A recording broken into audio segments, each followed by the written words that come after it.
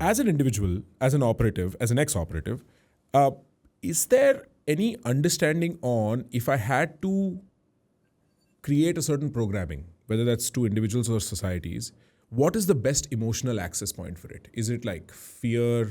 Is it trust? Is it safety? Like, how do I get into a person's psyche to create a programming? So there's three emotions that are stronger than any other emotion. And those three emotions are fear, anger, and sadness. Those are the three most powerful emotions. They're more powerful than love. Love is only powerful in the movies, right? They're more powerful than happiness. They're more powerful than anything else. So if you really want to program somebody, you want to target one of these three emotions. But all people are wired differently in the way that they interact with those three emotions. So while we all feel fear, anger, and sadness multiple times a day, some of us are more on the angry side, some of us are more on the sad side. So you want to craft, depending on whether you're looking for an individual or a large group, you want to craft your messaging so that you are building around the core emotion that's most relevant to the person. Can you give me an Those, example?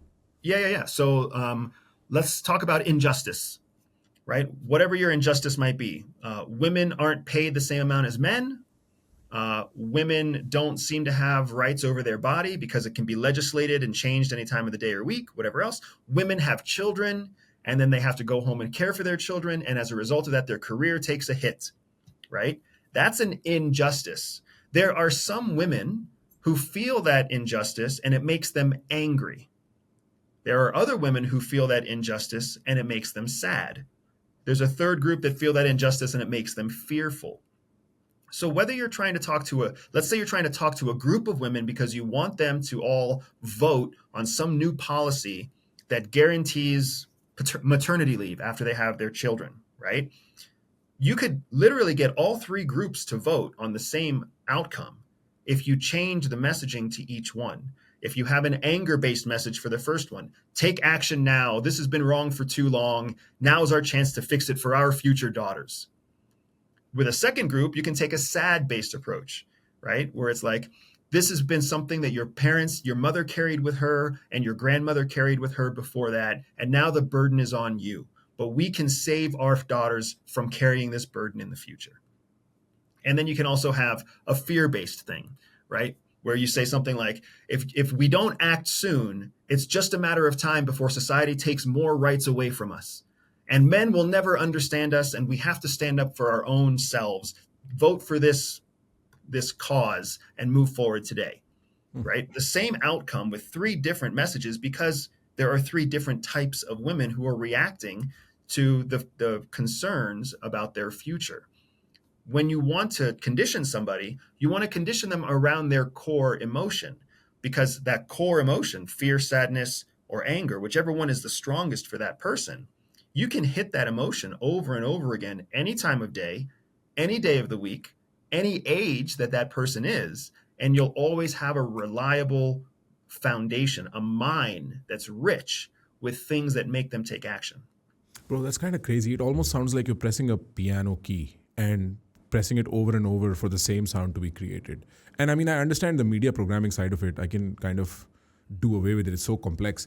But on an individual level, too, I'm assuming, like when you're trying to deal with people or you were on the field, you could probably figure out, okay, this person reacts to anger well, and just like press until they start producing reproducible behavior of sorts, right?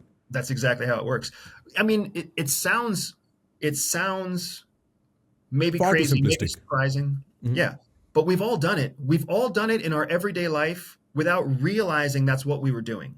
When we used to trick our mom or our dad into getting what we wanted, whether it was staying out late with our friends or watching our favorite movie on a Friday night, we would twist these dials because we all on a conscious and subconscious natural level, we understand these concepts because they're part of survival. And human beings are wired to do what is in the best interest of their survival. That's why all of this conditioning works, Prakar. When we're in grade school, we're just trying to survive. We're just trying to make it through the day without getting yelled at, reprimanded, without having to go home and get yelled at, slapped, beaten, whatever. We're just trying to survive. But survival to a 5-year-old school kid isn't that different than survival to a 25-year-old college kid or early professional.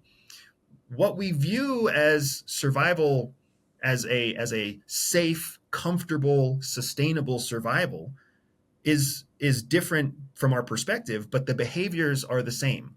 We do what it takes to conform, to not create too many waves, to not get any negative attention. And what the government has learned, what all governments have learned, is that if you do that over time, you actually start creating an echo chamber where the older generations encourage the younger generations to follow the same conformity that they followed. And it goes on and it echoes generation after generation, which makes the whole thing scalable. It makes it scalable for governments to last forever. It's how leaders like Putin can stay in power for 12 years. It's how it's how Netanyahu can stay in power for 3 or 4 terms. They understand that senior generations will influence younger generations, and then those younger generations will grow up, and then they will influence younger generations beneath them Hmm. in this giant cycle that benefits the government. It's exactly what every company wants, right? Coca-Cola doesn't want to have to spend the same amount in advertising every year. They want people to just be born and love Coca-Cola. McDonald's wants the same thing, right? The United States wants the same thing for every other country. They want every country to look at the United States as the most free and most powerful country in the world. So they want that mythos, that myth, to permeate and continue rather than have to prove it and fight for it every day.